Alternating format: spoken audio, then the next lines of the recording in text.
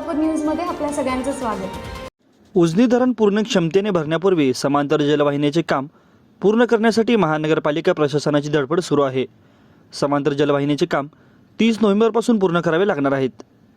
तत्पूर्वी प्रशासनाला सर्व अडथळे दूर करावे लागणार असून सोलापूर शहराला 1 ते 2 दिवसाआड किंवा नियमित पाणीपुरवठा करण्याचे महापालिका प्रशासनाकडून प्रयत्न सुरू आहेत। त्यासाठी सोलापूर ते उजनी 110 किलोमीटर समांतर जलवाहिनी टाकली जात आहे।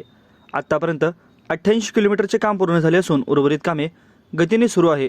पण आता पावसामुळे चिखल झाल्याने काही ठिकाणी काम थांबले आहे। पावसामुळे कामाला अडथळा येऊ नये म्हणून महापालिकेचे अधिकारी सुरुवातीला काळे माती असलेल्या ठिकाणाचे काम पूर्ण करीत आहेत। समांतर जलवाहिनीचे काम पूर्ण झाल्यावर सोलापूर शहराचा पाणीपुरवठा सुधारेल असा विश्वास अधिकाऱ्यांना देखील आहे। नोव्हेंबरपर्यंत काम पूर्ण अपेक्षित असून धरण पूर्ण क्षमतेने भरण्यापूर्वी जॅकवेलचे काम पूर्ण होणार आहे। उजनी ते आडेगाव 800 मीटर मार्गावरील शेतकऱ्यांनी जलवाहिनी थांबवली असून मोबदला अधिक मिळावा अशी त्यांची मागणी आहे। खंडाळी, हिरवे व पाकणी येथील प्रत्येकी 400 मीटर वन विभागाच्या जागेतून जलवाहिनी जाणार असून त्याला अजूनही अधिकृत परवानगी मिळालेली नाही।